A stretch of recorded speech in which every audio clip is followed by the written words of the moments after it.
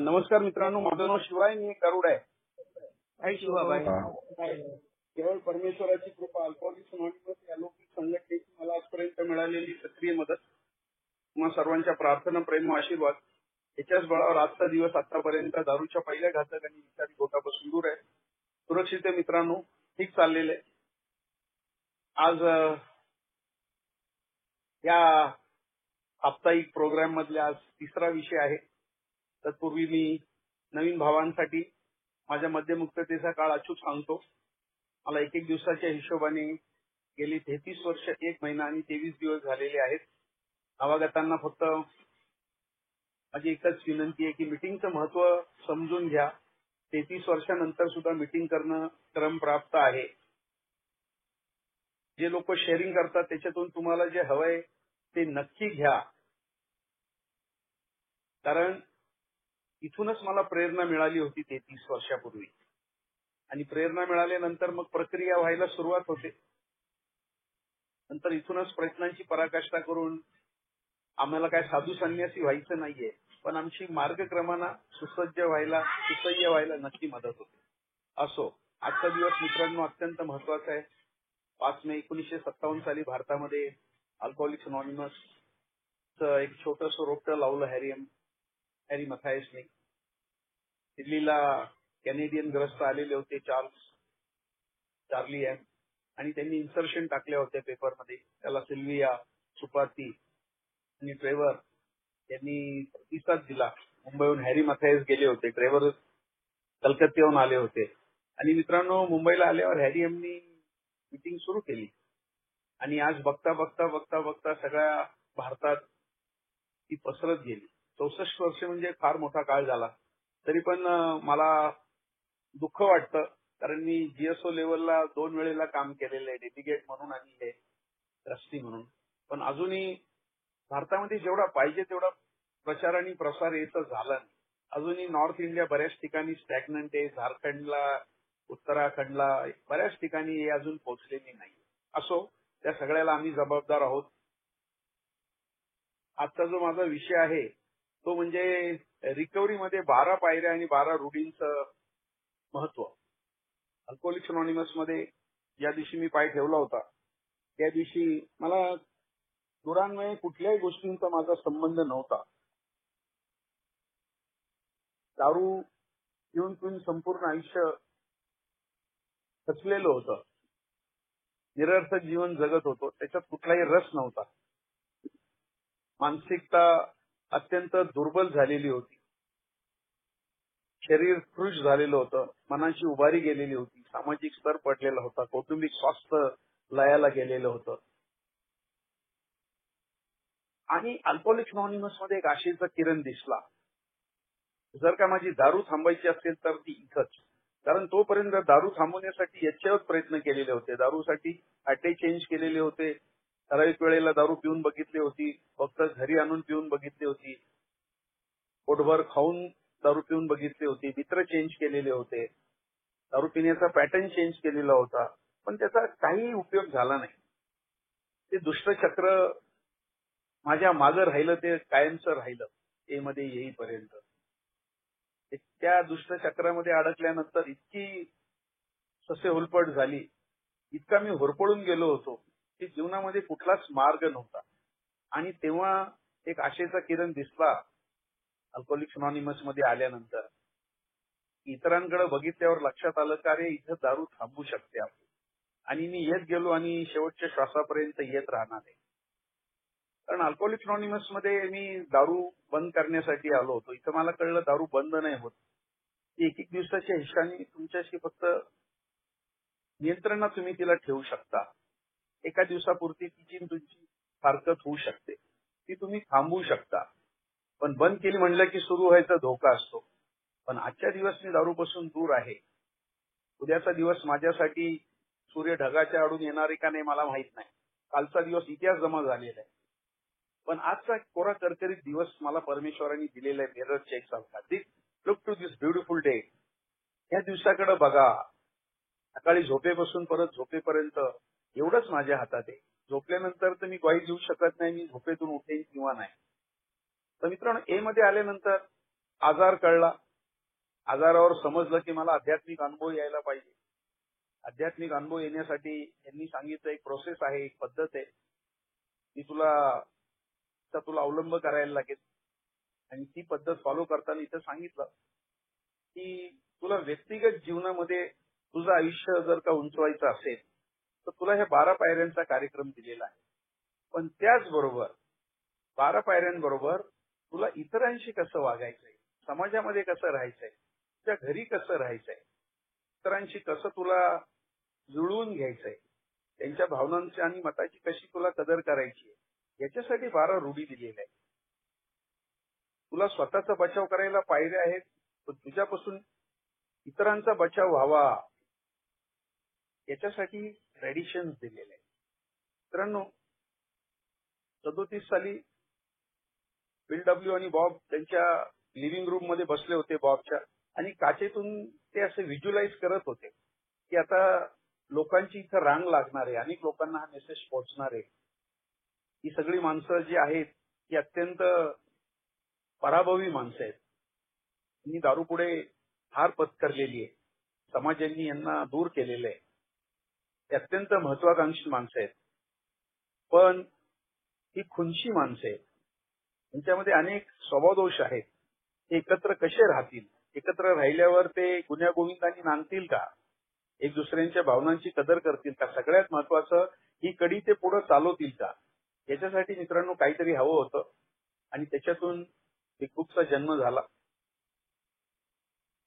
बिगबुकचा जन्म झाल्यानंतर 7 वर्षांनी ट्रेडिशन्स लिहायला सुरुवात झाली. बिगबुक मध्ये त्यांनी व्यक्तिगत जीवनासाठी हा प्रोग्राम कसा घेऊन स्वतःला तुम्ही स्थिर स्थावर करू शकता, स्वतःची कशी प्रगती करू शकता, आणि दारूपासून आनंदाने कसे राहू शकता, हे सगळं त्याच्यात त्यांनी नमूद करून ठेवलं. आणि हा ट्रेडिशन जेव्हा बिल्डब्ल्यू लिहित होता त्याला प्रचंड विरोध होता, कारण तो ग्रेपवाईनमध्ये ते टाकत होता.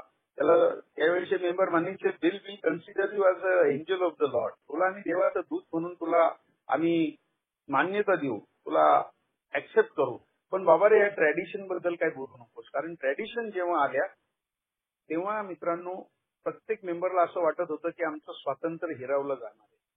पण त्या ट्रॅडिशन म्हणजेच तो जो 12 पायऱ्यांचा कार्यक्रम होता त्याच्यावर बळकटी आणण्यासाठी दिलेली ही जसे 12 डिवाइन प्रिन्सिपल्स आहेत, तशा हे मित्रांनो 12 ट्रॅडिशन आहेत.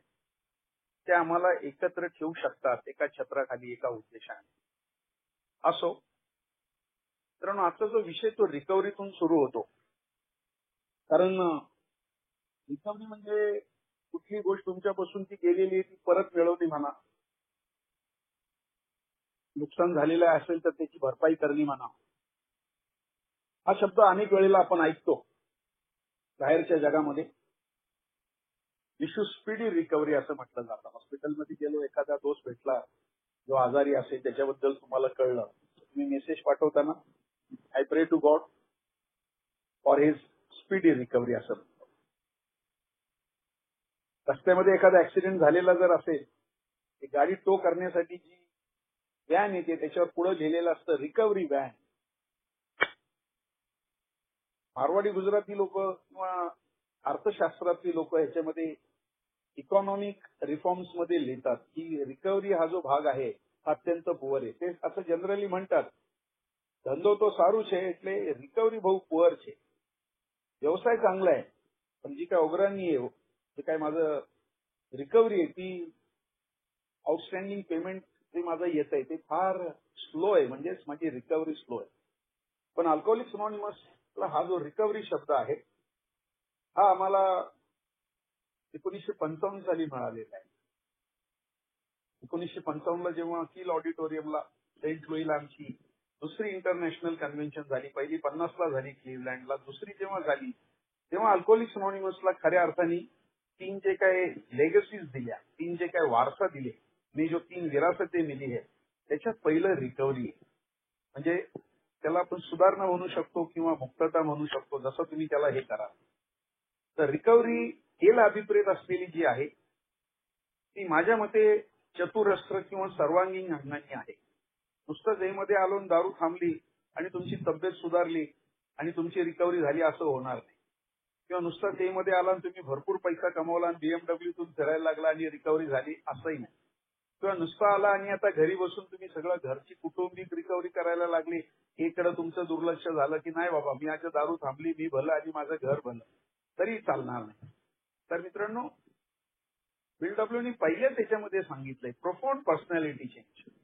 माझ्या व्यक्तिमत्वामध्ये मला आमूलाग्र बदल करायचा आहे, म्हणजेच माझी रिकव्हरी करायची ती मला अनेक अंगांनी करायची आहे.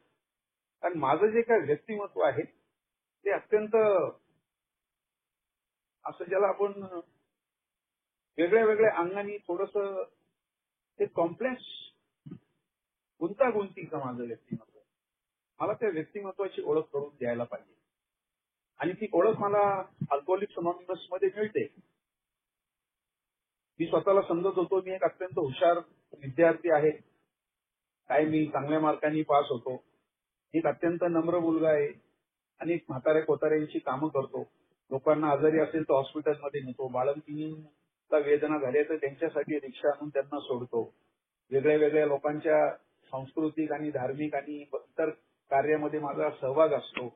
लोक मला परोपकारी शिवा म्हणून जाणतात. मला माझ्याबद्दल जे काय बालपणापासून मी जे काय कल्पना जतून करून ठेवल्या होत्या, स्वतःबद्दलचं माझं एक स्वतःचं एक व्यक्तिमत्व तयार झालं होतं. ते व्यक्तिमत्व हे मध्ये येईपर्यंत मित्रांनो ते फार वेगळ्या वेगळ्या अंगाने, जसं एखादं जहाज त्याला जर का दिशा मिळत नसेल तर ते कुठल्या तरी खडकावर जाऊन आपटून त्याची शक्ल होणार आहे, त्याप्रमाणे माझं झालेलं होतं. दारू सुरुवातीला आनंद देत होती, दारू पिल्यानंतर खूप मजा यायची, मित्रांमध्ये वावरायला खूप चांगलं वाटायचं. पावसाळ्यामध्ये माळशेज घाटात जा, खंडाळेला या, 40 ते 50 लोकांचा आमचा ग्रुप होता. अशा खंबेच्या खंबे आम्ही घ्यायचो. नॉनव्हेज खायला मजा यायची. नंतर ती मी खूप चांगलं बनवायचो. I was a very good cook. कारण माझे वडील सुद्धा चांगले आचारी होते आणि एकदा त्यांनी माझ्या पायाला हात लावला होता. म्हणले, बेटा शिवा, तेरी पुरी कला तेरे में उतर गई है, तू कधी भुका नहीं मरेगा. कारण इतकं सुंदर त्यांना त्या दिवशी बनवून खायला घातलं होतं. आणि मला लोक खूप चांगला तुझं अक्षर चांगले, अभ्यासात तू हुशार आहे, तुझं बोलणं म्हणजे एकदम असं जसं टीव्हीवर. शिवा भाई, आपका आवाज थोड़ा सा ब्रेक हो रहा है. तर मला ज्या ज्या क्षेत्रामध्ये मी होतो त्या त्या क्षेत्रामध्ये कुठेही कुणाला जायचं असेल तर पहिलं मला म्हणायचे, शिवबॉस चलो बैठो गाडी पे. मला त्यांच्याबरोबर मग सोलापूरला जा, दिवसभर ते मला दारू प्यायला मदत करायचे, कारण माझ्याकडे पैसे नसायचे. दिवसभर मग वेगळ्या वेगळ्या नशा करायला द्यायचे, रात्री शरीर सुखासाठी ते माझी सगळी प्रोव्हिजन करायचे. आणि मग असंच जीवन चाललेलं होतं. आणि मित्रांनो, एक दिवशी असा आला आयुष्यात की असं जीवन जगण्यापेक्षा ते संपलेलं बरं हा विचार जास्त प्रबळ व्हायला लागला. आरशात जेव्हा मी माझं प्रतिबिंब बघायला लागलो तेव्हा असं वाटायला लागलं की साला हे क्या जिल्लत की जिंदगी में जी रहा है. कारण कशाचा कशाला घरबंद नव्हता, सगळे विधिनिषेध झुगारून दिलेले होते. लोकांबद्दल मला खूप खुन्नस होती आणि माझ्या बरोबरीचे सगळे पुढे गेलेले होते. आणि अशा अवस्थेमध्ये आता काय करणार. मित्रांनो, हे मध्ये मी आल्यानंतर जेव्हा मी बघितलं तिथं मला नुसतं दारूपासून दूर राहून नाही चालणार. 11 वर्ष मी तो प्रयोग करून बघितला. फार मोठी किंमत मोजायला लागली त्याची. मोठं 17 लाख रुपयाचं कर्ज झालं. तर काही अशा गोष्टी होत्या की त्या गोष्टी मित्रांनो माझ्यापासून दूर जायला मागत नव्हत्या. शारीरिक ओढ इतकी असायची आणि एवढं होऊन सुद्धा सगळ्या पैशाची विल्हेवाट लागलेली होती. घरचे लोक प्रचंड अस्वस्थ होते. माझी स्वतःची मानसिक स्थिती तशी झालेली होती. कायम घालमेल अशी ती होती, ती वेगळ्या अर्थाने मला त्रास देत होती. तेव्हा मला स्पॉन्सरनी सांगितलं, बाबा रे परत एकदा लिही. तत्पूर्वी माझं फाउंडेशन मजबूत असेल तर त्याच्यावर एक चांगली इमारत उभी राहणार आहे. माझं फाउंडेशनच मित्रांनो कमकुवत झालेलं होतं. कारण मी ह्या पायऱ्या घेतलेल्या नव्हत्या, हा कार्यक्रम समजून घेतलेला नव्हता. पण 11व्या वर्षी मला परत समजायला मदत झाली स्पॉन्सरच्या मदतीने की मी नाही करू शकत. या 12 पायऱ्या आहेत या सायकॅट्री, रिलिजन, मेडिसिन मधून आलेल्या आहेत. त्याच्यामध्ये जरी ऑक्सफर्ड सारखं absolute purity, absolute honesty, absolute unselfishness, clean house, trust God वगैरे हे काही जरी नसेल तरी मित्रांनो माझ्यासारख्या दारुड्याच्या ट्विस्टेड माइंडला त्याच्यासारख्या ड्युअल पर्सनॅलिटी परत एक नवीन जीवन जगण्यासाठी या 12 पायऱ्यांचा जबरदस्त उपयोग होतो. आणि आजच्या शेअरिंगचा विषय मुळात तो आहे की मला त्या 12 पायऱ्यांचं आणि या रूढींचं महत्व काय आहे ते जर मला नाही समजलं तर मी बघितले मध्ये येऊन 20-20 वर्ष लोकांनी इन्व्हेंटरी घेतली नाही, येत राहिले, बसत राहिले. आम्हाला दुसऱ्यांबद्दल बोलायचा अधिकार नाही. पण मला अल्कोहोलिक्स अनॉनिमस मध्ये 2 प्रकारची लोक दिसली. ज्यांनी ह्या प्रोग्राम बद्दल आस्था दाखवली, आत्मीयता दाखवली, त्यांनी त्यांच्या वागण्यातून दाखवलं. आम्हाला 2 प्रकारची इथं लोक दिसतात, कसं जगायचं आणि कसं वागायचं, कसं आणि कसं वागायचं नाही हा चॉईस तुमच्या पुढे ते उभे करतात. येऊन मोठ्या मोठ्या गप्पा मारणारी मी लोक पाहिली, सगळे धंदे करणारे बघितले, कधीतरी मिटिंगला येऊन मिटिंगचं महत्व सांगणारे, टोकन टू टोकन येणारे बघितले, लोकांना येऊन व्याजाने पैसे देणारे तिथे धंदा करतात. अनेक प्रकारची cross section of the society members मला अल्कोहोलिक्स अनॉनिमस मध्ये दिसतो. पण मित्रांनो ए मध्ये आल्यानंतर मला सगळ्यात पहिलं कळलं की मला माझा दारू पुढचा जो पराभव आहे तो मला नक्की स्वीकारायचा आहे की मी नाही दारू पिऊ शकलो. सुरुवातीचा काही काळ जर सोडला तर नंतर दारू छाताडावर बसलेली होती. तिने तिचं काम केलेलं होतं. मला तिने निस्तनाभूत करून मला अगदी तिने देशोधडीला लावलेलं होतं. प्रचंड कुत्तरोड झालेली होती माझी. दारू पिताही येत नव्हती आणि दारू बंदही करता येत नव्हती. तेव्हा पहिल्या पायरीचं माझ्या जीवनामध्ये आगमन झालं की सरेंडर टू वेन. मला ही पहिली पायरी आहे ना ती आत्मसात करायची आहे. येस, माझ्या सगळ्या प्रयत्नांनी मी करून बघितलं पण दारू थांबली नाही. आता मला एक नवीन जीवनाची सुरुवात करायची आहे. त्याच्यासाठी मित्रांनो ह्या पायऱ्यांचं मला आचरण करायचं आहे. पायऱ्या मला पहिल्यांदा समजून घ्यायच्या. प्रत्येक पायरीमध्ये असं काहीतरी लपलेलं आहे माझ्यासारख्या दारुड्याच्या व्यक्तिमत्वासाठी. पहिल्या पायरीमध्ये माझी मला विवशता कळते. माझा जो पराभव आहे तो पत्करण्यासाठी मला किती त्रास होत होता. कारण मी म्हणायचो साला दारू पिता येतो, दारू पिता. आणि दारू थांबल्यावर करायचं काय? लोक म्हणतील अरे साला हिच्चू हो गया है, तू नाही पी सकता, चल हो बाजू को. करता खाणार, बायांना कसा भिडणार, दारू थांबून करणार तर मी काय करणार.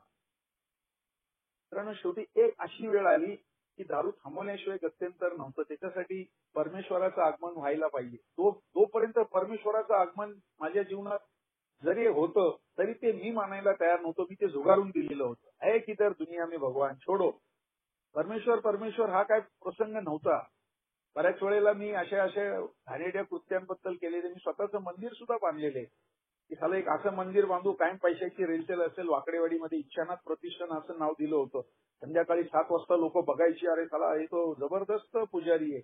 ओम चैतन्य कानिफनाथाय नमः, ओम चैतन्य गोरक्षनाथाय नमः. दुनियादारीचे मंत्र म्हणायचो, डोक्याला रुमाल, तो धूप लोबान करायचो, आरती करायचो. 7 वाजता लोक आरती करताना बघायचे. 9ला मी बार मधून बाहेर टाईट होत जायचो. लोक म्हणायचे कैसा पुजारी आहे. मी म्हणायचो हर कॉइन के 2 बाजुएं होती है, एक वो मेरा रूप है, एक ये भी मेरा रूप है, और दोनों असली है. असं जे व्यक्तिमत्व होतं ते इतकं हळूहळू काळवंडलेलं होतं. त्याच्यावर इतकी काजळी चढलेली होती की त्या व्यक्तिमत्वाचा आजही कधी कधी मला जर स्पर्श होतो चुकून तर ते आठवतच की साला काय जगत होतो आपण. लोकांच्या रात्री गाड्या पळवत होतो, रस्त्यावरच्या स्ट्रीट लाईटचे बल्ब फोडत होतो. मेरे जिंदगी में रोशनी नहीं है खुदा, तेरी इस दुनिया में क्यों चाहिए. या गाड्या पंक्चर करत होतो. लोकांवर माझी खुन्नस होती. बायांबद्दल वेगळे वेगळे मी कंड्या पिकवत होतो. माझा स्वभाव प्रचंड कुंची होता. मित्रांनो एकदम उदाहरण सांगेन. माझा एक दोस्त होता, त्यांनी एकदा माझ्या चेक असा हातात बघितला बेरर कंपनीचा आणि त्याच्या खाली प्रत्येक ह्याच्यावर लिहिलेलं असतं युनियन बँक वगैरे असं ते ह्याच्यावर. तर त्यांनी तिथं डिरेक्टरी मधून नंबर काढून, त्यावेळेला कसे मोबाईल वगैरे नव्हते, त्यांनी तिथं फोन करून सांगितलं की चेक हरवलेला आहे, जो कोणी घेऊन येईल बेरर चेक आहे. आणि त्यावेळेला तो 3,000ची त्याच्यावर प्राइस होती. फार मोठी अमाऊंट होती. तर मी गेल्यावर मला त्यांनी बोलवलं ना आतमध्ये. माझी उलट तपासणी येते. शेवटी कंपनीत फोन बिन करून सगळं झालं, व्हेरीफाय झालं. तपासणी झाल्यावर ते मला पैसे मिळाले. पण माझ्या लक्षात आलं अरे साला एक चेक मैं मोहन को दिखाया था, चंद्रमोहन. मला असं काय, मी काय केलं, मी त्याच्या नावाने एक कमिशनर ऑफिसला पत्र लिहिलं की माझं नाव मंगला कांबळे, मी एक परिचारिका ससून हॉस्पिटल वॉर्ड नंबर 2 मध्ये काम करते अशा अशा ठिकाणी हॉस्टेलमध्ये राहते, तिथून जाताना त्या एक लॉजचा मालक तथाकथित त्याचं नाव असं असं आहे, त्याच्याकडून मला नेहमी विनयभंगाचा त्रास होतो, मला सदर गुंडापासून रक्षण मिळावे आणि रजिस्टर वेगळ्या वेगळ्या 10-15 वेगळ्या सह्या त्याच्यावर घेऊन मी पाठवून दिलं कमिशनर ऑफिसला केलेकर आणि खरंच त्याच्यावर कारवाई झाली. एकदा मोहन असा मिस्त्री घासत काळा कुट्ट उंच होता, असा जीपनी त्याला नेलं, त्याला बदडलं. तो म्हणला कांबळे बसून मध्ये लक्षात शिवा बजा सकता है. त्या मोहनच्या लग्नाच्या पत्रिका छापून मित्रांनो लोकांना वाटून आलेले ते तो शिवा भाई आपका आवाज नहीं आ रहा है. तरी यार रेंज का इधर प्रॉब्लम है थोड़ा. ठीक है, कंटिन्यू कीजिए.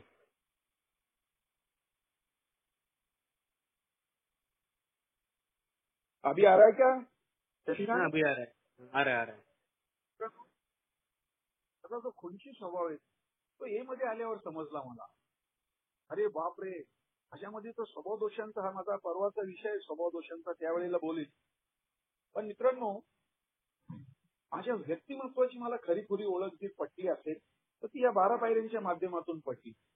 माझं व्यक्तिमत्व कसं आहे, ते किती ठिगळं लागलेलं आहे, त्याच्यामध्ये किती दांभिकपणा आहे, त्याच्यामध्ये किती अविश्वास आहे. आणि जेव्हा ह्या 12 पायऱ्यांच्या कार्यक्रमाला मी सुरुवात केली, पहिली 11 वर्ष माझी फक्त स्वतःला हरखून घेण्यात, स्वतःला ग्लोरीफाय करण्यात, स्वतःला फसवण्यात गेली. कारण यामध्ये येऊन कुठलंही सोयरसूचक नव्हतं. फक्त मीटिंगला यायचं, हा हो करायचं, पिकनिक सारखं करायचं, दोस्तांबरोबर राहायचं, चहा प्यायचा, सुपर मीटिंग 3-3 तास चालायच्या, कधी प्रोग्राम बद्दल बोललं जायचं नाही. जेव्हा 11व्या वर्षी असे प्रसंग आले आयुष्यात, तेव्हा ह्या प्रोग्रामचं महत्व कळलं, ह्या 12 पायऱ्यांचं महत्व कळलं की ह्या पायऱ्या घेण्याशिवाय मला दुसरं कुठलाही सबस्टिट्यूट नाहीये, दुसरा कुठलाही अर्थ नाहीये. हे मलासाठी अनिवार्य जरी नसलं, हेला अनिवार्य हा शब्द अभिप्रेत नाहीये, पण हे मला सजेस्टेड असल्यामुळं हे मला घ्यावंच लागणार आहे. मला कुठलाही दुसरा पर्याय नाहीये. म्हणून मित्रांनो, 3 पर्टिनंट आयडियाज ज्या आहेत त्या माझ्या फाउंडेशनसाठी आहेत. ऍक्सेप्टन्स पहिली पायरी, ऍडमिटन्स. मला स्ट्रॉंगली स्वतःला बिंबवून घ्यायचंय की माझ्या प्रयत्नांनी दारू नाही थांबू शकत, पण मी मद्यासक्त आहे का, कबुली द्यायची मला. की नुसतंच म्हटलं की नाही, जागतिक आरोग्य संघटना सांगते अल्कोहोलिझम हा एक आजार आहे, पण मीच मान्य नाही केलं तर काय होणार. त्यामुळे मी मनोमन मान्य केलं की येस, आपल्या सगळ्या आयुष्याला जर काय खरं ग्रहण लागलं असेल तर ते दारूमुळे. माझा 1 नंबरचा प्रॉब्लेम आहे दारू, कारण ती मला पिता येत नाही आणि अनेक वर्ष दारू पिऊन पिऊन माझं मन मद्यासक्त झालेलं आहे आणि माझ्या व्यक्तिमत्वाला त्यांनी अनेक होल केलेले, अनेक ठिकाणी त्याला खचून टाकलेले. अशा पद्धतीने मित्रांनो, जेव्हा मी दुसऱ्या पायरीकडे वळलो, गॉड कन्सेप्ट माझा क्लिअर झाला. अरे, या ज्या 12 पायऱ्या आहेत ह्या नुसत्याच वरवरच्या नाहीयेत, ह्या मला जितक्या महत्वपूर्ण माझ्या जीवनातल्या घटनांचा मी अभ्यास करून त्याच्यावर एक सोल्युशन म्हणून यांना मी माझ्या जीवनामध्ये स्थान देईल, तेवढं माझं जीवन खरंच उन्नत होणार आहे, उजळून निघणार आहे. मी श्रद्धा घालून आलेलो आहे. आता मला काही प्रॉब्लेम नाहीये, पण माझी दारू थांबते इकडे. हळूहळू विश्वास आलेला आहे मला की अरे येस, काही हो झालं, हीच संस्था आहे. तोपर्यंत मी वेगळ्या वेगळ्या ठिकाणी गेलेलो आहे, गंडे धागे घातलेले आहेत, माळ घालून बघितलेली आहे, उपवास तापास केलेले आहेत, व्रतवैकल्य केलेली आहेत, बायकोच्या गरोदर असताना तिच्या पोटावर हात ठेवून तिची शपथ खाल्लेली आहे. कुठल्याही मार्गाने दारू थांबली नाही. पण मित्रांनो, आज 33 वर्ष काळ झाला की माझ्या हातात निराश सुद्धा आली नाही. का नाही आली? कारण अल्कोहोलिक्स अनोनिमसने मला माझी कवच कुंडलं दिली, 12 पायऱ्या आणि 12 रूढी. ही तुझ्या अंगावर जोपर्यंत तुला कुणी छेद करू तुझ्या हातात दारू देणार नाही. येस. 4थ्या पायरीमध्ये मित्रांनो, मी जेव्हा माझं खऱ्या खुऱ्या जीवनाचं दर्शन मला घडवतं, 4थी पायरी. तत्पूर्वी 3ऱ्या पायरीत हा कृतीचा कार्यक्रम आहे. गॉड कन्सेप्ट माझा जो आहे 3ऱ्या पायरीमध्ये मी देवाला सांगतो माझे विचार जे आहेत म्हणजेच माझ्या इच्छा आणि माझं जीवन म्हणजे काय, तर मी ते करत असलेल्या कृती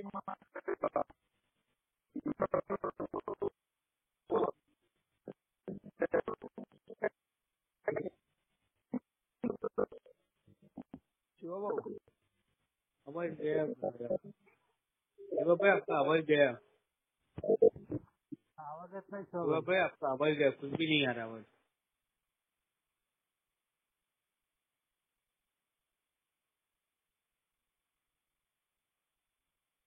शशि 2 मिनट लगेगा, लेफ्ट हो गए लगता है, आएंगे वो।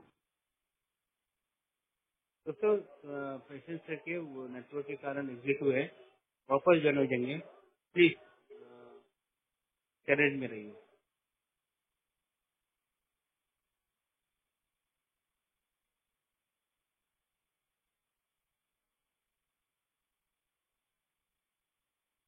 हेलो, हाँ शिवा भाई, आवाज आ रहा है क्या भाई?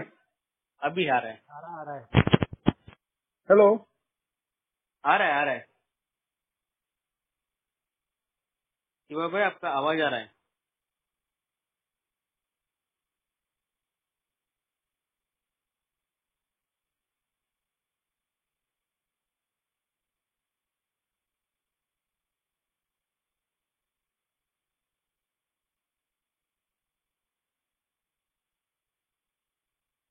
शिवा भाई, अभी कुछ भी नहीं आ रहा है आपका आवाज। अरे लेफ्ट है, रुक कनेक्ट कर रहे हो, रुक जाओ।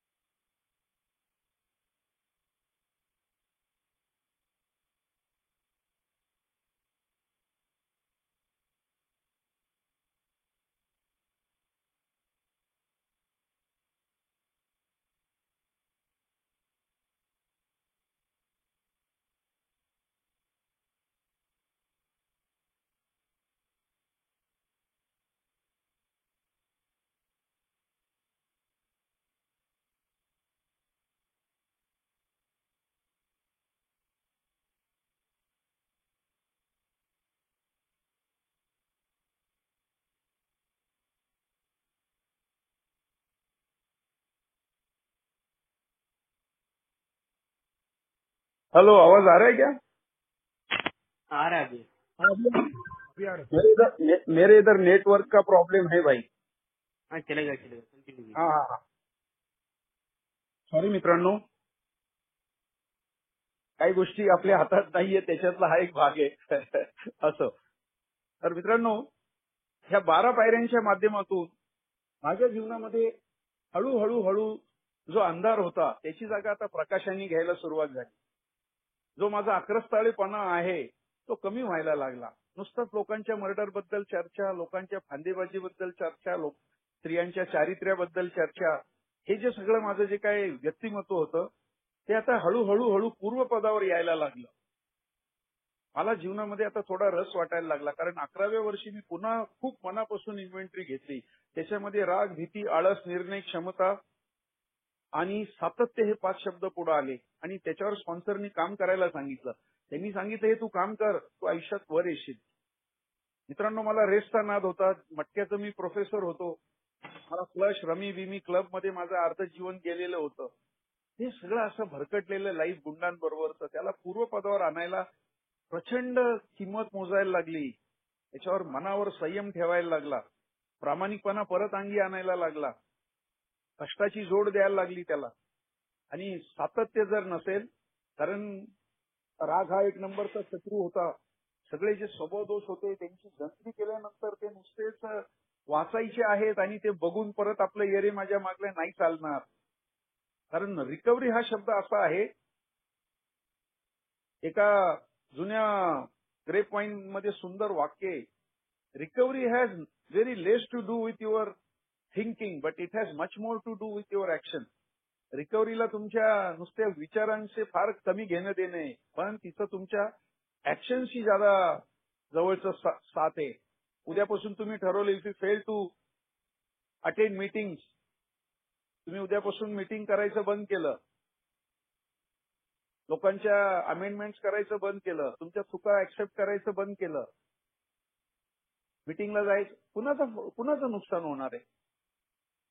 परत तेच शेरे माझ्या मागल्या, परत दारू येऊ शकते. मी बघितलेलेच लोक, मिटिंगचं माध्यम तुटलेलं आहे आणि त्यांच्या हातात दारू आलेली आहे. त्यामुळे मला माझी इन्व्हेंटरी खूप मनापासून घ्यायची आहे. Fearless and searching moral inventory. 4थी जी पायरी आहे त्याच्यामध्ये माझा सगळा सेक्स कंडक्ट लिहायचा आहे मला. बापरे, स्त्रियांबद्दलचे माझे किती विचार डेंजर आहेत. मला तो विचार आल्यानंतर जगातली ताकद मला नाही थांबवू शकत. मी सेक्स मेनियाक आहे. मी अत्यंत जुगारी आहे, जबरदस्त.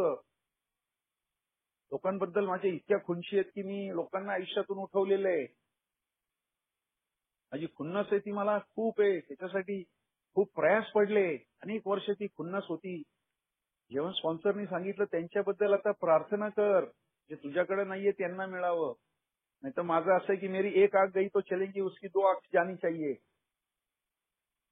कारण ह्याच्यावर मी जेव्हा काम करायला लागलो तेव्हा जुन्या सवयी बदलायला लागल्या. जुन्या सवयी बदलल्यामुळं माझी ऍटिट्यूड बदलली. सगळ्यात अवघड पार्ट जर काय असेल याच्या कार्यक्रमाचा, तर माझ्या दृष्टिकोनात मला बदल घडवायचा आहे. माझ्या मनाला परत नवीन शिकवण द्यायची, टू रिएज्युकेट युअर माइंड.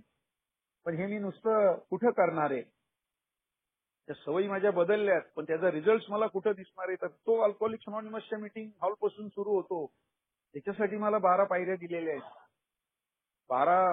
12 रुढी दिलेल्या आहेत. 12 पायऱ्यांच्या हातात हात घालून चालतात. पहिल्या रुढीची पहिली पायरी अटॅच आहे. Common welfare. मी जोपर्यंत दुसऱ्याचा विचार करणार नाही तोपर्यंत मी माझा विचार काय करू शकणार. म्हणून मित्रांनो, कॉमन सामायिक हिताला प्राधान्य द्यायचंय.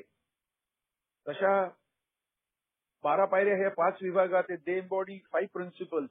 पहिली पायरी ऍक्सेप्टन्स, दुसरी, तिसरी, 11वी स्पिरिच्युअल स्टेप्स, 4थी, 5वी, 6वी, 7वी, 10वी इन्व्हेंटरी स्टेप्स, 8वी, 9वी रेस्टिट्यूशन, स्थितीपूर्त अमेंडमेंट्स आणि 12वी पास इट ऑन. तशी पहिली ट्रॅडिशन कॉमन वेलफेअर, दुसरी ग्रुप कॉन्शियस, 5वी सिंगलनेस ऑफ पर्पज, 7वी सेल्फ सपोर्ट, 8वी नॉन प्रोफेशनल आणि 12वी अनॉनिमिटी.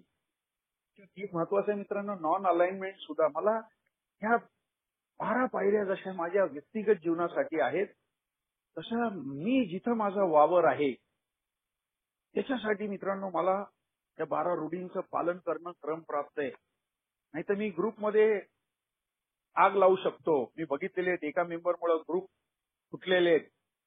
ग्रुपची पार विसर्जित होण्यापर्यंत झालेले आहेत अक्षरशः, की त्यांनी त्याचाच ठेका पुढे ठेवलेला आहे. नाही, मैं बोलेंगा वैसा ही होगा.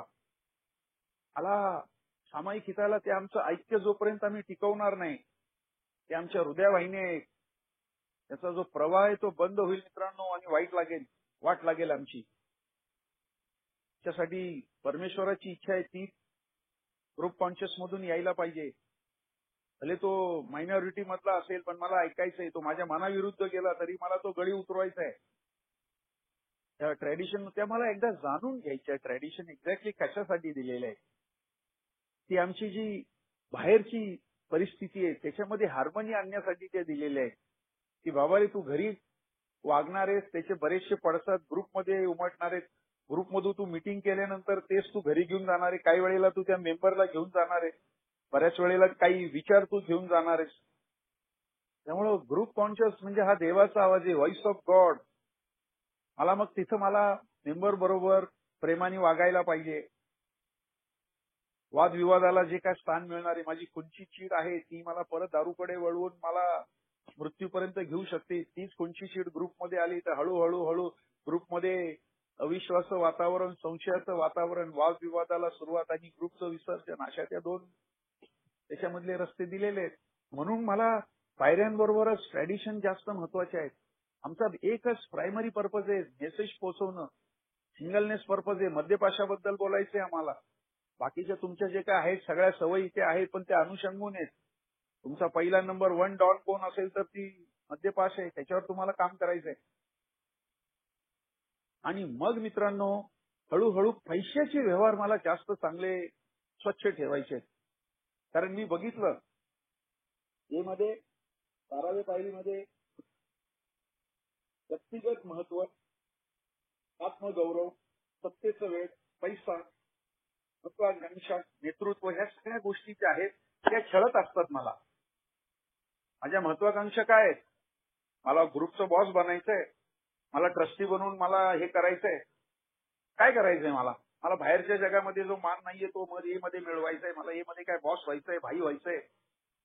काय व्हायचंय मला? मी बघितलेले आहेत पैशानी भाई झालेले, त्यांचं मांडलिकत्व स्वीकारतात लोक. लिटरेचरचे भाई मी बघितलेले आहेत की ते जे सांगल 30 पूर्व ग्रुपमध्ये बाकीच्यांनी वाचलेलं नाही ना. वेगळ्या वेगळ्या अंगाने लोकांना व्यवसाय देणारे. मित्रांनो, जास्त दिवस ते टिकत नाही काळ. आणि परमेश्वराचा आवाज चालतो तिकडे. मला तो आवाज ऐकायचा आहे. मला कारण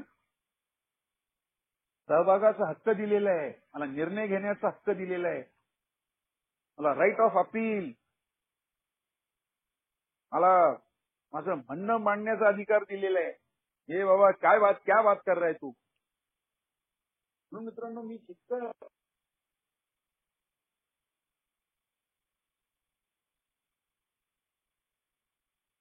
कारण मी सेवेमध्ये असताना लोक मला कंडेम करणार आहेत, लोक मला नावं ठेवणार आहेत, माझ्याबद्दल बडबड करणार आहेत. मला एक म्हणायचं आहे, भाडकाव शिवाचा मेंबर आहे, सॉरी संसदीय शब्द वापरला, त्याच्या काय बापाचा ग्रुप आहे का? पण ग्रुपमध्ये जी माणसं काम करतात ती शिव्या खातात. उंटावरून शेळा हाकणारे मागे बसून किती हसत असतात. ते ग्रुपचे पैसेही देत नाहीत. म्हणून पैशाचे व्यवहार फार स्पष्ट ठेवले पाहिजेत. मी बघितलेत लोकांनी जबरदस्त याच्या नावाखाली, कारण ह्या ट्रॅडिशन त्याच्यासाठीच दिलेले आहेत की आमची जी प्राईड आहे ती प्राईड कमी व्हायला पाहिजे. ती प्राईड कमी होऊन मित्रांनो आमची रिजेंटमेंट कमी व्हायला पाहिजे, म्हणून ह्या ट्रॅडिशन दिलेले आहेत. आमचं जे पर्सनल आहे आणि ग्रुपचं आहे त्याच्यामध्ये त्यागाची भूमिका आमची यायला पाहिजे. आम्हाला जे काय जवळचं आहे याच्या नावाचं मी कुठेही बाहेरच्या जगतामध्ये पैशासाठी, पॉवरसाठी त्याच्या नावाचा उपयोग करता कामा नये. ती माझी भूक आहे, पैसा, प्रसिद्धी आणि ह्याच्यासाठी.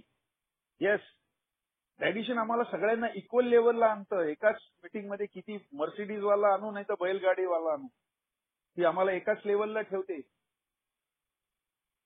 एखादा मेंबर जेव्हा ट्रस्टी म्हणून जातो तेव्हा तो बोर्डामध्ये ट्रस्टी असतो, पण तोच कॉन्फरन्समध्ये साधा कॉन्फरन्स मेंबर असतो. तिने एवढं जबरदस्त हे ठेवलेलं आहे. कारण मित्रांनो, आम्हाला इंडिव्हिज्युअली प्रत्येकाला इथे आहे ना, ग्रुपमध्ये आहे ना, प्रत्येकाच्या डिझायर्स असणार आहेत. त्या इच्छा त्याला फुलफिल करण्यासाठी त्याचा अट्टहास असणार आहे. म्हणून बिलचं सुंदर वाक्य आहे, तुमच्या महत्वाकांक्षा म्हणजे महत्वाकांक्षा ते काय आहे?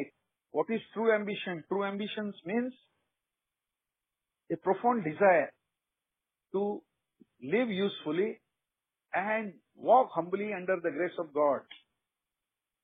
ज्या महत्वाकांक्षा ज्या आहेत त्याचा खरा अर्थ आहे की तुम्हाला उपयुक्त जीवन जगणं आणि परमेश्वराच्या छत्रछायेखाली त्याच्या मार्गदर्शनाने एक जबरदस्त नम्रतेची तुमची मार्गक्रमणा पाहिजे. Walk humbly. मला मित्रांनो पायऱ्यांचं आचरण करताना ह्युमिलिटी आणि ग्रॅटिट्यूड हे 2 शब्द मिळतात. मला नम्रता आणायची आहे. पायऱ्यांचं महत्व असं नाही येणार की कृतज्ञता व्यक्त व्हायला पाहिजे. मला 12 स्टेपिंगचं काम जमलं पाहिजे. नसेल करता येत तर मला दुसऱ्या कुठल्या तरी कार्यात यायला पाहिजे. कारण मी जोपर्यंत स्वतःला कार्यरत ठेवणार नाही, नाहीतर मी आळसाने मरणार आहे. माझ्यामध्ये आळस भरलेला आहे. मला स्वतःबद्दल बरंचसं अज्ञान आहे. मला सगळं कळतं असं असून सुद्धा काही कळत नाहीये खऱ्या अर्थाने. तरच हा विषय महत्वाचा ठरणार आहे. नाहीतर पायऱ्या मी स्पॉन्सर कडून घेतले, एकदा घेऊन परत सोडल्या नाही. अमेरिकेमध्ये लोक 30-30 वर्ष सोबरायटी नंतर सुद्धा दरवर्षी हिल स्टेशनला जातात, 8 दिवस सुट्टी घेतात आणि आपली इन्व्हेंटरी परत रिव्ह्यू करतात. आम्ही एकदा इन्व्हेंटरी घेतली की ती आम्हाला आयुष्यभर पुरते नाही.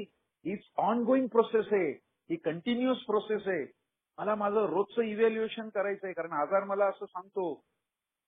Yes, it also identifies a threefold disease. Therefore, every single alcoholic should be evaluated in an comprehensive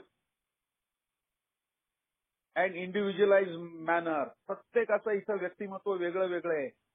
प्रत्येकाची इन्व्हेंटरी वेगळी व्हायला पाहिजे. वेगळी म्हणण्यापेक्षा त्याची रिकव्हरी त्या पद्धतीने जायला पाहिजे. मित्रांनो, जशी माझी रिकव्हरीला मी सुरुवात केली तसं हळूहळू खऱ्या अर्थाने जेव्हा मी त्याच्याबद्दल चौकस बुद्धीने त्याच्याकडे जाणीवपूर्वक बघायला लागलो की अरे नाही, आपले हे स्वभावदोष आपल्याला त्रास देतात. ग्रुपमध्ये आपण असताना ब्लिडिंग डिकन सारखं आपण अनेक वर्ष वागलो, आपण सांगू तेच करू. पण जेव्हा आपण एल्डर स्टेटमेंटकडे बघतो, शांत बसलेले असतात, मागेल तेव्हा फक्त सल्ला देतात. कारण ते परमेश्वराचं, कारण ओल्ड टायमर शिवाय हे चालणार नाही. बिलचं असं म्हणणं आहे की खऱ्या अर्थाने दुसरी ट्रेडिशन काढून वाचा की याला खरे चालवणारी ती माणसं आहेत. पण हा रोटेशनचा भाग आहे. त्यांना इथून एक ना एक दिवस जायचंय. त्यामुळे नवीन आलेल्या भावांना तुम्हाला चांगल्या रीतीने मार्गदर्शन करायचंय, त्यांना समजून सांगायचंय. पण आपल्या तिथं ती जास्त प्रथा नाहीये. नवीन आलेल्या लोकांना कसे पलटी करायला आम्हालाच कसं सगळं कळतं वगैरे. दुसरी ट्रॅडिशन जॉन डोचं उदाहरण जेव्हा मी मनापासून अनेक वर्षानंतर वाचलं, तेव्हा मला ट्रॅडिशनचं महत्व कळायला लागलं. काय ऐक्य ठेवायचंय. ग्रुप कॉन्शियस जेव्हा त्यांनी घेतला तेव्हा ब्रुकलिन स्ट्रीटला त्याची बायको छोट्या स्टोअरमध्ये होती.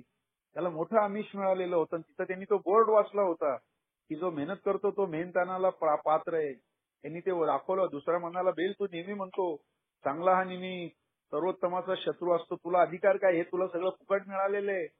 आम्हाला माहिती आहे तुला त्रास आहे. या दिवशी ग्रुप कॉन्शियस नावाचा शब्द बिलच्या डिक्शनरीमध्ये आला. तर सगळं मेहनतीने आलेलं आहे. त्याच्यामागं खूप प्रयत्नांची पराकाष्ठा केलेली आहे. पण या ट्रॅडिशन आहेत हे आम्हाला एकत्र बांधणार आहेत. आम्हाला बाहेरच्या जगामध्ये नाही फ्लेक्स लावायचे. आम्हाला ग्रामपंचायतीमध्ये नाही जास्त भाग घ्यायचा. कारण तिथं दलदल आहे, घसरडी जागा आहे ती. म्हणून माझ्या रिकव्हरीमध्ये मी जेवढं माझ्या ट्रॅडिशन आणि पायऱ्या आहेत दोन्हीमध्ये स्वतःला बांधून घेईन.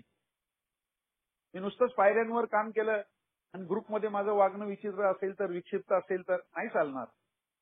घरामध्ये उद्या एखादी वस्तू घ्यायची आणि ग्रुप कॉन्शियस होत नाहीये, एकमत होत नाहीये, मला मागं हटायचंय. तेव्हा मला यांनी सांगितलेलं आहे त्यागाची भावना ठेव, नुसतंच स्वार्थलोलुपता ठेवू नको. त्याच्यासाठी त्या पायऱ्या दिलेल्या आहेत.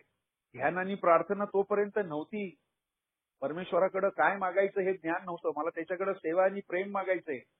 त्याच्याकडे बंगला आणि गाडी नाही. ते तुझ्या प्रारब्धानुसार तू कष्ट केलेस तर तुझ्या ह्याच्यात असेल, किंवा डेस्टिन फॉर कार ती येऊन तुझ्या घरासमोर उभी राहणार आहे. ही श्रद्धा तुझ्याकडे पाहिजे. मृत्यूला हात लावून आलेली पाहिलं मी मध्ये पाहिलेली आहे की आता यांना जाईल असं म्हणताना M2 मध्ये काढून बसा. त्याला साखळदंडांनी बांधलेलं आहे. त्याला डिलेरियम ट्रेमन्सचा त्रास होतोय आणि त्याच्यासाठी आता प्रार्थनेसाठी फादर आलेला आहे. प्रार्थना करून तो बाहेर गेला. थोड्या वेळाने सगळे बाहेर गेले. बघतात तर साखळदंड याच्या म्हणजे सोडवलेले होते. कारण तो गलित गात्र झालेला होता. तो उठून बसत होता आणि तो म्हटला, ओ दॅट्स गॉड, पहिला शब्द होता. मी म्हणाला आय एम हंग्री. आणि पुढे त्यांनी 8 वर्ष याचं काम केलं. फक्त क्लिनिकली डेट लिहायचं बाकी होतं. मित्रांनो, हे मध्ये हे चमत्कार आहे. हे मध्ये पोतराजांसारखे आणि भोंदू बाबांसारखे चमत्कार यायला अभिप्रेत नाहीये. हे मध्ये आल्यानंतर, आध्यात्मिक अनुभव घेतल्यानंतर, तुम्ही तुमच्या व्यक्तिमत्वात बदल घडवल्यानंतर हे साठी तुम्ही काय योगदान दिलेले त्या पायऱ्यांच्या माध्यमातून आणि ट्रॅडिशनच्या माध्यमातून, ते परमेश्वराच्या खात्यामध्ये रुजू होणार आहे. मला परमेश्वराच्या नजरेमध्ये उंचवायचंय.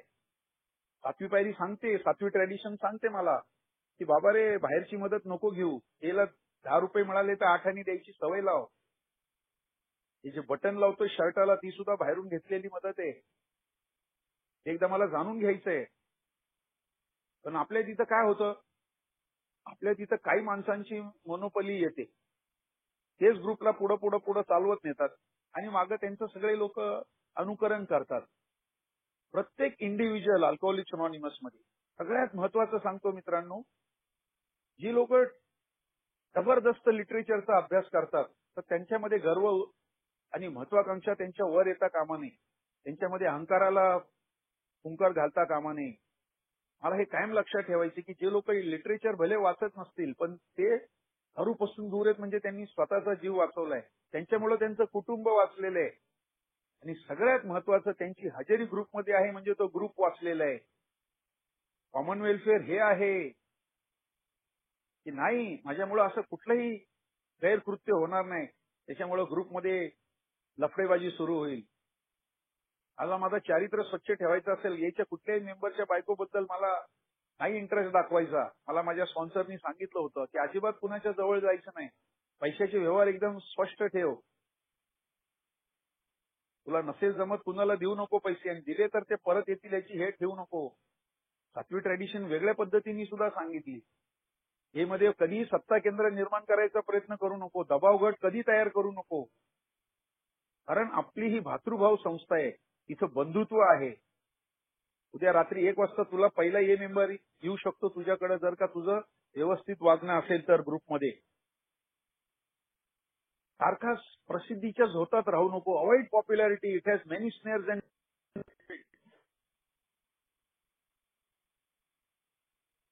येस. आत्मगौरवापासून शक्यतो स्वतःला दूर ठेव. महत्वाकांक्षा काय ते जाणून घे. सत्तेचं वेड आहे ते तुला शेवटच्या श्वासापर्यंत नाही सोडणार. कारण इंग्लंडचे पंतप्रधान होते विन्स्टन चर्चिल दुसऱ्या महायुद्धाच्या वेळेला, तर ते नेहमी म्हणायचे माणसाला भूक लागली तर 2 पावाच्या तुकड्यांनी ती समू शकते, पण ती खुर्चीची भूक जात नाही. आम्हाला हा फरक करायचा ये मध्ये जे लीडर्स आहेत त्यांना आम्ही अधिकार दिलेले आहेत, पण त्याचबरोबर जबाबदाऱ्या दिलेल्या आहेत. त्या जबाबदाऱ्या मला जाणून घ्यायच्या आहेत आणि त्याच्यासाठी मला जाणून घ्यायचंय. आणि कपाळी मला सांगायचं की ही परमनंट पोस्ट नाहीये माझी. एकदा मी डेलिगेट झालो, परत उर्वरित आयुष्यात डेलिगेट नाही होणार नाही. एकदा ट्रस्टी झालो, परत होणार नाही. मी कायम कॉमन मेंबर सारखाच राहणार आहे आणि त्याच्यातच मला आनंद मानायचा आहे. रिकव्हरी करत असताना मला ह्या गोष्टींचं भान ठेवायचं आहे की हे परमनंट नाहीये. मी कधी छातीठोकपणे असं अहंकाराने म्हणू शकत नाही की मी उर्वरित आयुष्यात दारू पिणारच नाही. माझ्या रिकव्हरीचं जर का परमेश्वराच्या हातातून त्याचं जर का मूर्तिमंत स्वरूप माझ्या पुढे त्यांनी उभं केलं असेल, तर मी परमेश्वराकडे नक्की कबुली जबाब देऊ शकतो की देवा आता तुझं माझ्याशी आदान प्रदान आहे. आता मला निर्भय व्हायचंय. माझी स्वार्थ लोलुपता कमी करायची. माझा इनर कॉन्फ्लिक्ट कमी करायचा आहे. ओव्हर कॉन्फिडन्समुळे मी जगत होतो. प्रत्येक गोष्टीला मला इथं रिप्लेसमेंट शोधायची आहे. पण झाला तर मला उद्विग्न नाही व्हायचं. मी काय साधू संन्यासी होणार नाही. पण ह्या प्रोग्रामची डेप्थ तेवढी आहे. हा प्रोग्राम मला खऱ्या अर्थाने या सगळ्या स्पिरिच्युअल टूल्सद्वारे मला सक्षम घडवतो. माझ्यासारख्या भित्रे माणसाला तो परत श्रद्धेमुळं निर्भय बनवतो की नाही झालं मृत्यू एकदा येणार आहे. सगळ्यात जास्त भीती मृत्यूची आहे. तो एक दिवशी शरीराला येणार आहे. मग शरीर काय? त्याच्यात कफ, वात, पित्त, मल, मूत्र, पू, हाड, मास. मॉडर्न सायन्स प्रमाणे याची 110 रुपये सुद्धा किंमत नाहीये मेल्यानंतर. पण आता मला कोणी सांगितलं तुला 1 कोटी रुपये देतो, उजवा हात दे, मी देईन का? नाही देणार. हे परमेश्वराचं मंदिर आहे. हे नुसतं आहार, भय, निद्रा आणि मैथून याच्यासाठी नाहीये, तर हे परमेश्वराच्या प्राप्तीसाठी आहे. या जन्मात नाही झाली ठीक आहे, पण मला ध्यास घ्यायचा आहे. साधू संन्यासी नाही व्हायचं मला. पण मला एक उपयुक्त जीवन जगत असताना माझ्याकडून इतरांना कमीत कमी त्रास होईल. What is the biggest problem on this earth? या पृथ्वी तलावर सगळ्यात मोठा प्रॉब्लेम काय असेल तर to create problem for others. दुसऱ्यांसाठी प्रॉब्लेम क्रिएट करणं. म्हणून मित्रांनो आणि हल्ली अनॉनिमिटी तर जिकडं तिकडं बघा तर हा फोटो मार, तो फोटो मार, याचं नाव मागं आहे. सगळे जाणून बुनून हे सगळं करतायत लोक. पण कुणी कुणाला रोखू शकत नाही. There is no prosecution in a. मी कुणाची गचुंडी धरू शकत नाही. कुणाला कोर्टात खेचू शकत नाही. आणि प्रसिद्धी असल्यामुळं मला असं वाटतं की अरे हेच आता जीवन आहे माझं. नाही, मला घरकाम आणि मीटिंग नंतर एक 4थं दालन ओपन करायचंय. बायकोबरोबर मला बाहेर जाता आलं पाहिजे. मला इतर नातेवाईकांचे नॉन अल्कोहोलिक आहे त्यांच्याबरोबर सुद्धा माझी उठबस व्हायला पाहिजे. मुलाच्या शाळेमध्ये मला बोलवलं असेल तर जाता आलं पाहिजे. नुसतं दारुडे आहे म्हणून मित्रांनो मी टाव फोडून पाऊ करत नाही बसायचं त्याचा. दारुड्या देवा तुम्हाला आहे हे तुम्हाला मान्य करायला मदत केलेली आहे. मी तुम्हाला दूर ठेवलेलं आहे. I am being away. I am being kept away. मला तू दूर राखलं गेलेलो आहे मी. म्हणून मित्रांनो मी माझ्या पर्सनल रिकव्हरीमध्ये खूप मनापासून हृदयपूर्वक त्या पायऱ्यांचं आचरण करायला पाहिजे. कारण जुन्या सवयी मला नेहमी सप्रेस करतात. छोडना यार, इधर अपने को साधू संन्यासी बनने का है, इसमें से क्या मीटिंग किया ना आज का पावशेर कल है ना. नाही, सवय बदलल्यामुळं दृष्टिकोन बदलणार आहे. दृष्टिकोन बदलला की माझं जे काय कार्य आहे ते मला सदाचरणाकडे घेऊन जाणार आहे. सिद्धांत समजला की मला मित्रांनो साधना जमणार आहे. माझ्यामध्ये सदाचार येणार आहे. आणि त्याच्यानंतर सगळ्यात महत्वाचं काय असेल तर माझ्यामध्ये सेवाभाव येणार आहे. ट्रॅडिशन मला का पाळायचे आहेत? कारण ग्रुपमध्ये मी जर का सुसंवाद आणू शकलो नाही तर ग्रुपमध्ये वाढवणार. म्हणून मला सुसंवाद आणायचा प्रयत्न करायचा आहे. मला ग्रुपमध्ये समन्वय कसा राहील याचा ध्यास घ्यायचा आहे. आणि समर्पित भावाने सेवा कशी मी करीन ते मला उदाहरणांवरून दाखवायचंय. मला अरुण टी नावाच्या मुंबईच्या मेंबरनी सेवेचं महत्व पटवलं सुरुवातीला 3 वर्ष सोबत असताना. कारण पुढची 30 वर्ष मला नाही मागे वळून बघायला लागलं. माझी प्रौढी सांगत नाही मी, पण तो म्हणला शिवाय याची तू सेवा केलीस ना तू परमेश्वराच्या जवळ राहशील. तुला तो कुठल्याही गोष्टीत कमी करणार नाही. प्रत्येक गोष्टीत मित्रांनो प्रोफाउंड पर्सनॅलिटी चेंज मध्ये आर्थिक जीवनमान सुधारलं. भावनिक अस्तव्यस्तता कमी झाली. मानसिक ससे होलपट होत होती. तिथं प्रज्ञ अवस्था यायला लागली. कौटुंबियातल्या भिंती हसायला लागल्या. येस, आर्थिक म्हणजे स्पिरिच्युअल लाईफ आहे. ते आध्यात्मिक जीवन बऱ्या अंगी मला आज कुठल्याही प्रतिकूल परिस्थितीमध्ये त्याचा सामना कसा करायचा त्याचा मित्रांनो मला मदत होत गेली. म्हणून आजचा विषय जो होता रिकव्हरी ही प्रत्येकाची मानसिकदृष्ट्या वेगळी असू शकेल. Your recovery differs person to person on mental basis. कुणाची ती लवकर पण प्रत्येकाची फिजिकल रिकव्हरी सेम आहे. पोटात चमचा वर सुद्धा दारू जाता कामा नये. टोटल ऍब्स्टिनन्स त्याचा विचार सुद्धा येता कामा नये. जेव्हा परत दारू पिलं तर परत माझी काय अवस्था होणार आहे याची कल्पना सुद्धा न केलेली बरी. कारण दारूचे ते रिझर्वेशन माझ्या डोक्यात आहे. ती रिझेंटमेंट आहे, तो रिमोर्स आहे. मला पश्चाताप नाही वाटतं कामा मध्ये आलोय चला आपल्याला तर दारू पिणार नाही येणार आयुष्यभर. नाही, अरे इतकी वर्ष पिऊन पिऊन पिऊन पिऊन लाल कार्डच मिळालेले. सगळं आयुष्याची शोकांतिका झालेली आहे. अजून काय व्हायचं बाकी आहे? पण तरी तुझ्यावर परमेश्वराची अहेतुकी कृपा झाली. कॉजलेस मर्सी, तुला त्यांनी जिवंत ठेवलंय. हेही नसे थोडके. मित्रांनो कालचा आणि आजचा विषय बऱ्याच अंशी तो जवळपास आहे. कारण दोन्हीला पायऱ्यांचं होतं. फक्त आजच्या विषयाला ट्रॅडिशनचं फार महत्वाचं अंग आज लाभलेलं आहे. म्हणून जसं पायऱ्यांचा मी अभ्यास करतो तसं एकदा बसून मला ट्रॅडिशन समजून घ्यायच्या की बाबा एक्झॅक्टली सामायिक हित म्हणजे काय आहे. कारण हा ग्रुप वाचला तर मी वाचणार आहे. इतरांची दारू थांबली तर माझी दारू थांबणार आहे. बाकीचे 10 लोक प्यायला लागले तर मलाही असं वाटेल की आयला यारे मी ग्रुपमध्ये 13 मेंबर त्यातले 11 लोक पित आहेत मग मी काय करू. मलाही त्यांच्या रोषाला सामोरं जायला लागेल. म्हणून सगळ्यांनी सोबत एकत्र राहणं फार महत्वाचं. If you are not staying united we will die separately. आम्ही जर का एकत्र नाही राहिलो तर आमच्यापैकी प्रत्येक जण वेगळ्या वेगळ्या ठिकाणी मरून पडणार आहे. आम्ही ये मध्ये दुसरी काही असामाजिक तत्वांची पेरणी करायची केली तर आमच्या पुढे वॉशिंग्टन सोसायटीचं उदाहरण आहे. बाल्टिमोरला होती. 1 लाख सभासद होते तिचे. त्यांनी प्रत्येकाला आपलं प्लॅटफॉर्म ओपन करून दिला. परित्यक्त स्त्रियांना, लिस्बियन्सला, गुलामगिरीला, त्याच्यानंतर वंश वादविवादाला जे जे भाषणं करायची सगळ्यांना त्यांनी दिलं आणि त्याचं व्हायचं तेच झालं. आपसामध्ये भांडणं झाली आणि शेवटी संपलं. बिल पुढं एक उदाहरण जबरदस्त होतं. म्हणून त्यांनी अल्कोहोलिक फाउंडेशन डिझॉल्व्ह केलं. त्याच्या जागी जनरल सर्व्हिस कॉन्फरन्स आणली. जनरल सर्व्हिस बोर्ड आणलं. जनरल सर्व्हिस ऑफिस आणलं. तेव्हाही बिलला त्रास होत होता ना. हँग काय गप बसत नव्हता. तो वेगळ्या वेगळ्या गोष्टींना सांगायचा अरे असे शेअर्स ओपन कर, असं कर, तसं कर. हे सगळं अनुभवातून आलेलं आहे. आणि त्या अनुभवाच्या जोरावर मित्रांनो आम्हाला आमचं जीवन उंचवायचा प्रयत्न करायचा आहे. कारण नुसती सोबरायटी नाही चालणार.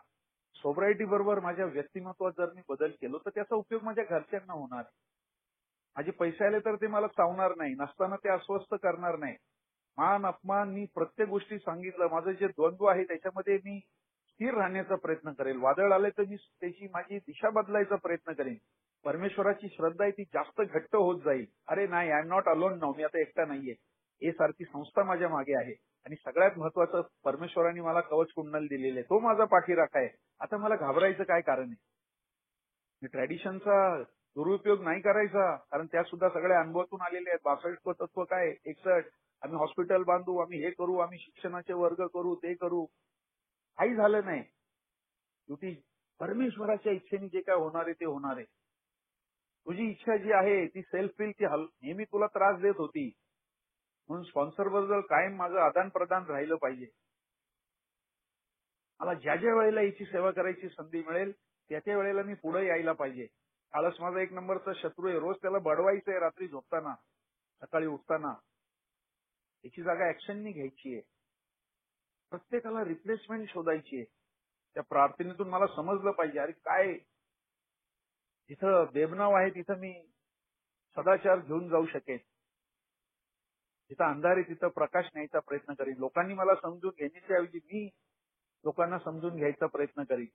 मग माझं बरंचसं जीवन मित्रांनो जे असह्य होतं ते सुसह्य व्हायला लागेल. म्हणून आजचा जो विषय आहे त्या विषयाला मला माझ्या अनुभवाची जोड द्यायची आहे. मीटिंग मध्ये बसलेला प्रत्येक मेंबर आहे तो अनुभव सम्राट आहे. आम्ही नुसतेच एकेकाळी डायरेक्टर स्वतःला समजत होतो, पण आम्ही जेव्हा स्वतःला ऍक्टर समजायला लागलो आमचा बराचसा प्रॉब्लेम सॉल्व्ह झाला. मी जेव्हा आमची सूत्र परमेश्वराच्या हातात दिली, कारण या ट्रॅडिशन वगैरे ह्या अशा आलेल्या नाहीयेत. त्यावेळेचा सगळा बारकाईने अभ्यास करून त्यावेळच्या परिस्थितीला सामोरं जाऊन आणि भवितव्याचा वेध घेऊन मित्रांनो त्यांचं निर्माण झालेलं आहे. त्यामुळं माझी जी रिकव्हरी आहे तिला जर खऱ्या अर्थाने मला चांगल्या रीतीने मानसिकदृष्ट्या, सामाजिकदृष्ट्या, शारीरिकदृष्ट्या, आर्थिकदृष्ट्या, भावनिकदृष्ट्या तिला जर का एक वेगळं परिमाण प्राप्त करून द्यायचं असेल तर मला त्या 12 पायऱ्या आणि 12 रूढी यांचं मनोमन आचरणात आणून मित्रांनो कायमस्वरूपी माझ्या जीवनात झिरपल्या पाहिजेत अशा पद्धतीनं माझी मार्गक्रमणा मला करायची. आज मित्रांनो मला या विषयावर बोलायची संधी दिली. तुम्ही मला सहकार्य केलं. तुमचा आभारी आहे.